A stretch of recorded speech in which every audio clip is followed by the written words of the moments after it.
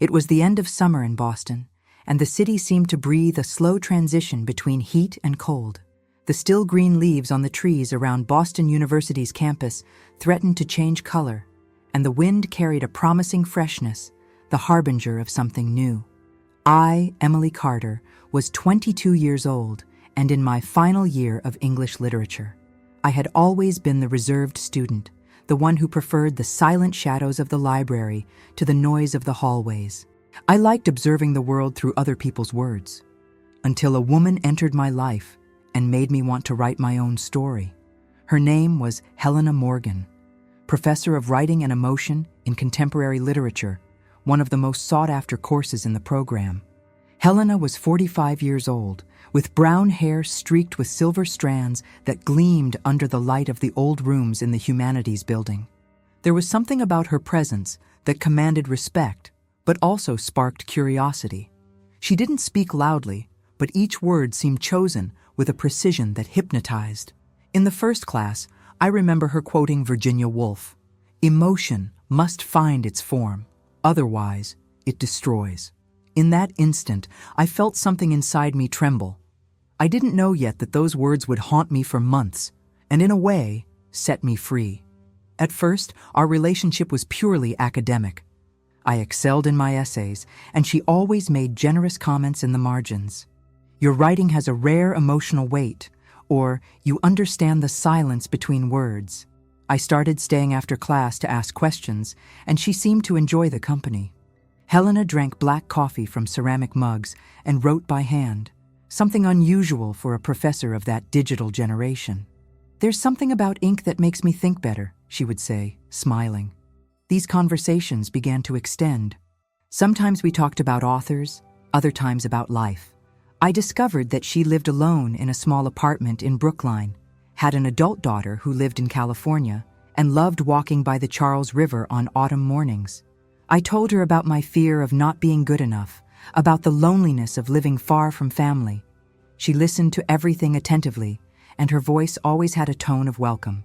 It was a friendship, I told myself. Just that. But the heart usually knows before the mind what is happening. Autumn arrived and brought with it the spectacle of colors that only Boston knew how to offer. The red and golden leaves seemed to set the streets on fire. I began to notice that Helena was changing too. Her mood followed the seasons. There were days when she seemed melancholic. Other times, she radiated a calm and contagious energy. During a class on romantic poetry, she read a passage from Rilke and looked directly at me as she said, "To love is to see the other become something we never imagined, and yet still recognize them as part of us." I felt the air disappear. No one else seemed to notice that look that lasted too long. From then on, gestures became small, invisible threads between us. She started calling me by my first name, with an almost intimate tenderness. I brought her coffee on cold mornings. On one of those days, I left a simple note next to the cup. "Thank you for reminding me that words can be shelter." In the next class, she simply smiled as she handed me the correction of my text. In the corner of the page, written in her firm handwriting, it said, "And you remind me that shelter can also have human form." On a rainy November afternoon, the campus was almost empty. The late afternoon light entered through the tall windows and reflected on the piles of books on her desk. I had stayed to talk about an essay, but the subject drifted. We talked about loneliness, about fear, and about time. That common enemy that steals what is essential from us. Helena sighed and looked at me with an expression I will never forget.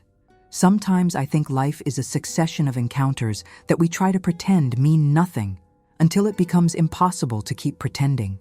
My heart raced. I wanted to say something, but I didn't know what. "Helena," I began, and stopped. She moved slightly closer, without touching, just reducing the distance. "You know, Emily, that there are things that cannot be said, not because they are wrong, but because we are not yet ready to hear them." It was enough.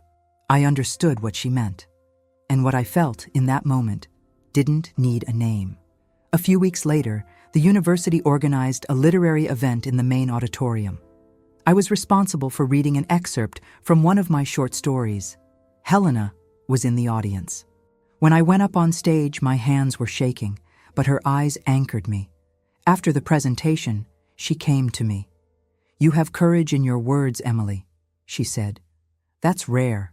We talked until the building emptied. We walked down the corridor lit by yellowish lamps, the distant sound of rain beating against the windows. We stopped in front of the door to her office. "This is dangerous," she whispered. "But it's real," I replied. The silence that followed was electric. Then slowly, she held my face and kissed me. It wasn't rushed or impulsive. It was as if time had waited for that instant. A kiss that said everything we had never said.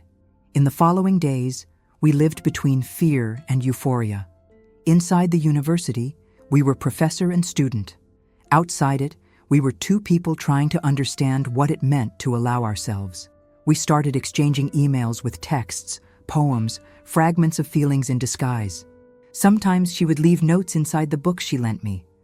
One of them said, "There are loves that need silence to not destroy themselves." I understood. It was our pact, discreet but alive. However, the line between the permitted and the forbidden is thin. There was always the risk. Judgment, professional consequences. But the fear was small compared to the truth that existed between us. "I'm afraid of hurting you," she said one night, when we met at a cafe in Cambridge. "And I'm afraid of not living you," I replied. From then on, we decided to stop running. When the semester ended, there was no longer a hierarchical relationship. She was no longer my professor, and I could finally call her by her name without the weight of formality. Helena. We started meeting on weekends. We walked through the public garden, had coffee at Tata Bakery, or spent hours talking in her room full of books. She taught me about art, about patience, about how love could also be an act of care. And I, without realizing it, taught her to fall in love again.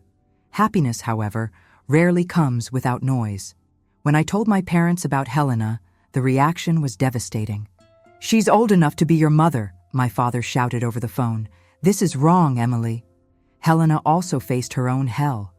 Department colleagues started whispering, and an old friend distanced herself from her. There were weeks when we thought about giving up, when the weight of judgment seemed stronger than love. But one look was enough to remind us why we were there. One night, she hugged me and said, "I've lost many things in life trying to be what was expected of me. I won't lose you out of fear."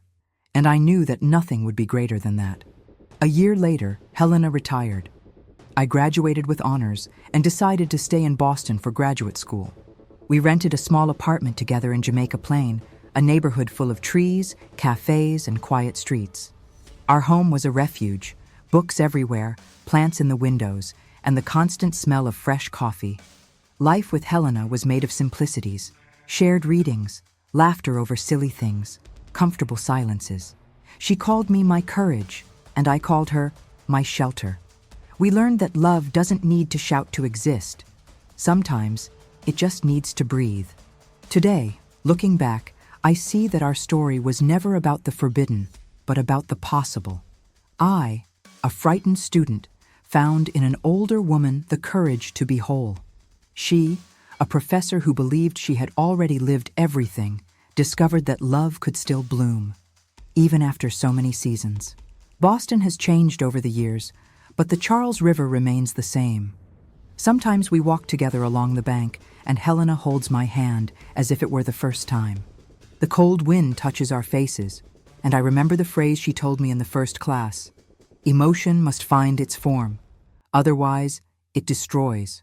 Mine found it. It had her name, Helena.